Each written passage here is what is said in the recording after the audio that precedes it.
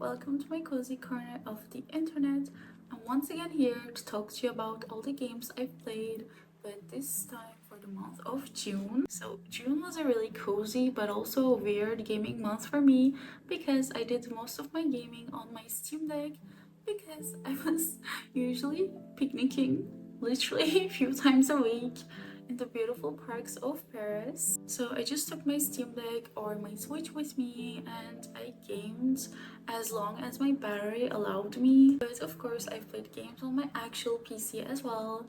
Without further ado, let's talk about the games. Before we get into what I've been playing, I just wanted to give a quick little life update. I haven't slept in almost 2 days. I was traveling with my mom and on our way back home from Cologne to Paris, our train got cancelled halfway through and we ended up stuck at the station overnight for more than 10 hours and I feel completely exhausted right now. But I've been uploading every Saturday at 1 p.m. without missing a single week for almost a year and I really don't want to break that streak now, so here we are. This video needs to go up in 2 days, so I'm filming it now instead of sleeping. So I might seem a little lower energy than usual, or maybe not because I love filming these videos and it gives me sudden bursts of energy, but just in case I sound different, this is why. Now we can talk about what I've been playing lately. First, I want to talk about Cast and Chill, an idle fishing game that honestly feels like a work of art. I've had it running in the background most of the time while I was working, kind of like ambient noise or a calming screen to glance at, but saying that almost feels unfair because if you want to actually engage with it and play it actively, you absolutely can. There is a good amount of depth with so many different types of fish and bait options to try. It's the kind of game you can play for a few minutes between tasks and it still feels really rewarding. That's how I've been using it, taking little breaks throughout the day to enjoy a few quiet moments by the water. The atmosphere is what truly makes it special. It captures the feeling of real life fishing beautifully. You hear the gentle sounds of water, see the sun sparkling on the surface and take in the view of mountains in the distance. That quiet, patient wait for a catch feels peaceful and immersive in the best way. And just like the name says, it is incredibly chill. The visuals are stunning too. The whole game looks like a painting brought to life with soft colors and gorgeous scenery, and I honestly can't get enough of looking at it. Then we have Locomoto.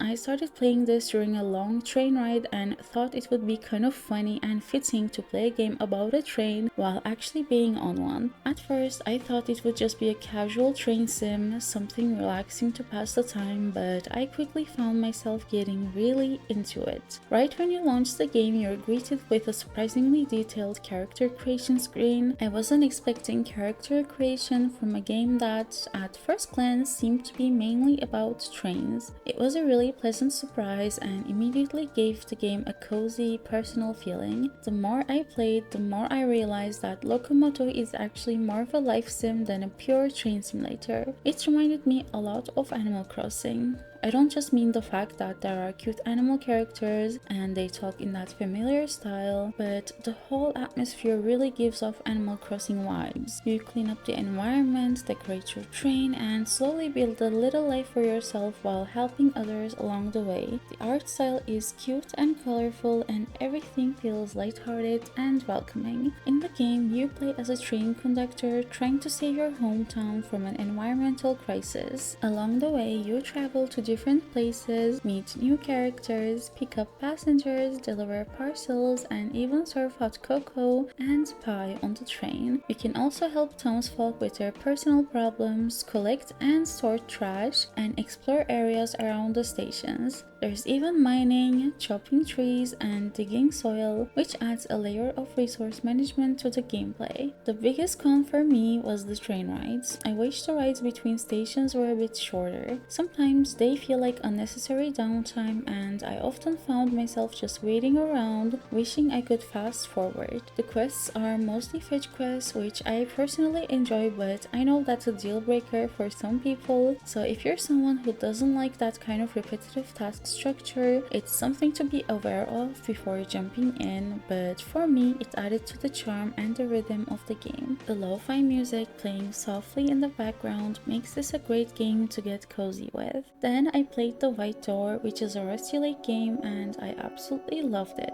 There are way too many point-and-click puzzle games, and I'm not a big fan of this genre, but The White Door stood out because of how immersive and creative its narrative style is. One of my favorite things is the way the game connects your actions directly to the story. For example, when the text says something like, "She took a sip," you actually have to perform that action yourself. It's such a simple mechanic, but it draws you into the character's world in a way that feels incredibly intimate and interactive. So the game follows Robert Hill, a man who wakes up in a mysterious mental health facility with no memory of how he got there. Each day follows a strict routine, but as you progress, surreal memories and dreamlike sequences begin to surface. The way everything is structured makes the whole game feel like a fever dream with strange visuals, eerie atmosphere, and that constant sense that something isn't quite right. The pacing of the game is slow but deliberate, which I personally loved. It gives you space to absorb what's happening and reflect on the layers of symbolism. If you're not familiar with Rusty Lake, they have a whole interconnected universe of psychological mystery games, often blending dark themes with surreal storytelling. The White Door is technically a standalone, but there are clever connections to the rest of the Rusty Lake world that fans will appreciate. You don't need to play the others to enjoy this one, but if you do, you'll start noticing all the little recurring themes, characters, and hidden lore. The White Door is really short. It's one of those games you can finish in one sitting, but it left a lasting impression on me. And finally, we have a game I actually finished just this morning called South of the Circle. And what can I even say?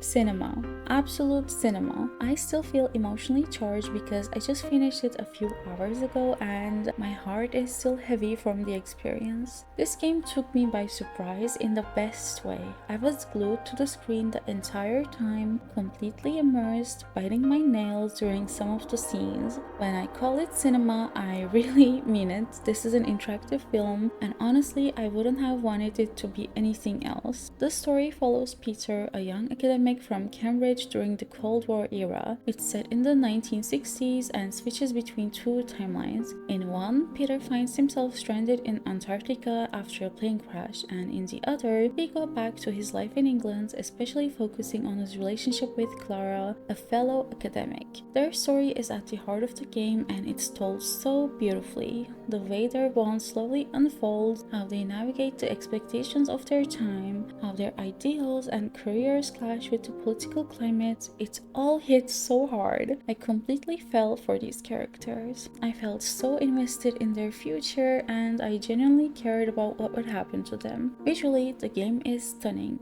It has this soft, minimal art style with muted colors and clean shapes that somehow make everything feel both cozy and tense at the same time. It's very stylized but incredibly effective. The animation feels fluid and intentional, almost like you're watching a moving painting. It adds to the quiet, reflective mode of the game and pulls you even deeper into the story. The transitions between the snowy emptiness of Antarctica and the warm, candlelit rooms of Cambridge are seamless and filled with meaning. They gave me goosebumps. The writing, though, is what really makes this game unforgettable. Every line feels like it matters. The themes are deep and personal. It talks about memory, love, duty, and identity. It explores how people choose between safety and truth, between comfort and change, and how political systems quietly shape even the most private parts of our life. But it never feels preachy or too heavy-handed. The writing stays grounded in the characters and their experiences, and the voice acting is absolutely amazing. The performances feel honest and natural, and they carry so much emotion. It feels like watching a great film, the kind where the characters linger in your mind long after the credits roll. South of the Circle made me feel like I was reading a beautifully written book, but also like I was watching a quiet, powerful movie at the same time. I laughed, I cried, I felt anxious, hopeful, and heartbroken. The whole experience was so so emotionally rich.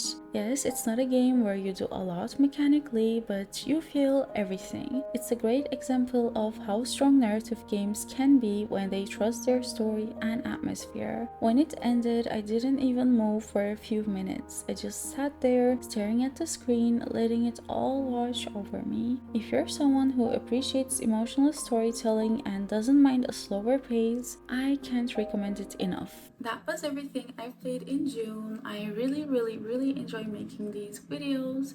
Even though they barely get any views, for me they feel like therapeutical, like gaming video journals. I just really enjoy them. I hope you do too. And yeah, I'll see you next week with a new video, hopefully. Until then, stay cozy, and I hope you're enjoying your summer, by the way. And yeah, bye bye.